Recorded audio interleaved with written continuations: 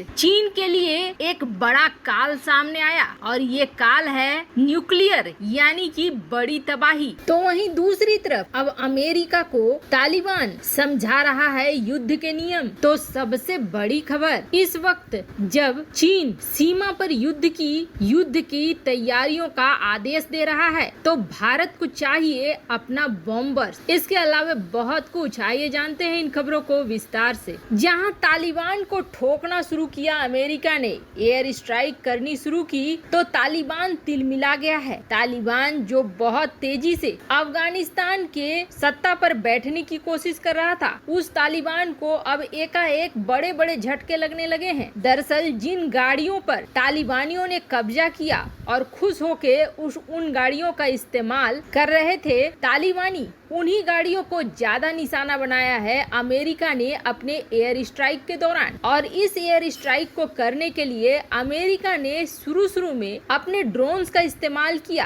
और जानकारियां हासिल की और दूसरी बार में बॉम्बर्स भेजे और ये बॉम्बर्स लगातार एक्शन वाले मोड पे हैं, बम गिराए जा रहे हैं। और मजे की बात सुनिए, उन गाड़ियों को और भी ज्यादा निशाना बना रहे हैं जिन गाड़ियों में तालिबानी घूम रहे हैं। अमेरिकी गाड़ियां जिस पर तालिबानी बड़े आराम से घूम रहे हैं वो बड़े ही आराम से निशाना भी बन रहे हैं। अब तो अमेरिका ने अपने एयरक्राफ्ट कैरियर को इस इलाके में कर दिया है तैनात और यहीं से आराम से लड़ाकू विमान और बॉम्बर्स उड़ रहे हैं और हमला करके वापस आ रहे हैं। और ये तो बिल्कुल साफ हो गया है कि अमेरिका ने इस्तेमाल किया है पाकिस्तान का एयर स्पेस। आपको याद होगा इमरान खान ने बिल्कुल तन के बोला था कि बिल्कुल नहीं हम इस्तेमाल करने देंगे, मिलिट्री बेस नहीं बनाने देंगे, पर एयर बेस का इस्तेमाल अमेरिका ने किया और पाकिस्तान कुछ नहीं कर पाया और आगे भी कुछ नहीं कर पाएगा। पर अब तालिबान अमेरिकियों को ये याद दिला रहा है कि आपने ऐसा करके गलत किया, आपने हमारे समझौते का अनादर किया, आपने समझौते को तोड़ा, आपने हमसे वादा किया था कि आप यहाँ से निकल जाएंगे और आप हमारे मामले में नहीं पड़ेंगे, लेकिन आपने हम पे हमला करके उस एग्रीमेंट को तोड़ दिया है। इसके बाद हम भी आपको नहीं छोड़ेंगे। अब इन्हें कौन समझाए कि समझौता सिर्फ अमेरिका ने ही नहीं तोड़ा बल्कि तालिबानियों ने भी तोड़ा। तालिबानियों से समझौता होते वक्त ये भी हुआ था कि शांति वार्ता होगी, न कि अफगान सरकार पर हमला के लिए तैयार हो जाएंगे तालिबानी। पर तालिबानियों ने जब समझौते को नहीं माना तो अमेरिकी समझौते को क्यों मानेंगे। खैर, अमेरिका अभी 1000 सैनिकों को अभी भी अफगानिस्तान में छोड़कर आ रहा है, जिसकी वजह से ये एयर स्ट्राइक तो होते रहेंगे। खास तौर पर काबुल कंधार के इलाकों को बचाने के लिए अमेरिका लगातार ये एयर स्ट्राइक करेगा और इससे तालिबान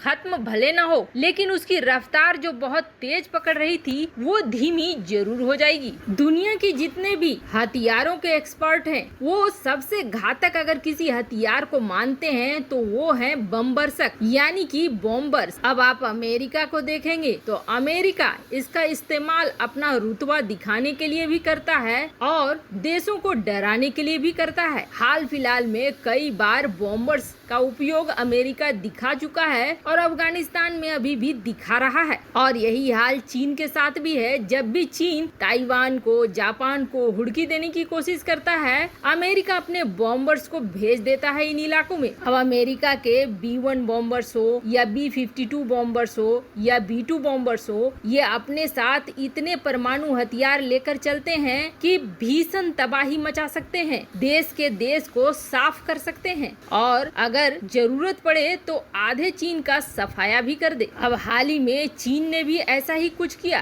चीन ने भी भारत के लद्दाख के पास अपने H-20 बॉम्बर्स को भेज दिया। ये डराने के लिए भेजा गया और जब से चीन ने लद्दाख में H-20 बॉम्बर्स को भेजा तब से भारत में भी एक्सपर्ट ये मांग कर रहे हैं कि भारत का भी अपना बॉम्बर होना चाहिए। अगर हमारे पास भी लॉन्ग रेंज के बॉम्बर होते तो दक्षिण चीन सागर का इलाका हो या फिर चीन के आसपास आसपास का इलाका हो, वहाँ पर भारत भी भेज सकता था बॉम्बर और इस माइंड गेम में जिनपिंग को पछाड़ सकता था। दक्षिण चीन सागर की दूरी के अनुसार भारत को चाहिए एक लॉन्ग रेंज का बॉम्बर जो यहाँ तक पहुँच पाए। हमारे पास इस वक्त इसकी कमी होने के कारण भारत लगातार अपने एयरक्राफ्ट कैरियर भेज रहा है, अपनी जहाजों को भेज रहा है दक्षिण चीन सागर में, खास करके युद्धाभ्यास के लिए। अब ऐसे हालात देखते हुए भारत अपना पहला लॉन्ग रेंज बॉम्बर ढूंढ रहा है और बात ये चल रही है कि एक लॉन्ग रेंज बॉम्बर को भारत खरीदेगा। लेकिन कुछ भारतीय डिफेंस एक्सपर्ट ये सलाह दे रहे हैं भारत को कि भारत खरीदने के बजाय लॉन्ग रेंज का बॉम्बर अपने ही देश में बनाए या फिर कुछ दिनों के लिए लीज पर ले, क्योंकि अभी बहुत जल्दी है। चीन कभी भी युद्ध की घोषणा कर सकता है, ऐसा इसलिए क्योंकि उसके देश की जनता खुद भड़की हुई है, हालात वहाँ खुद बुरे हैं। तो अपने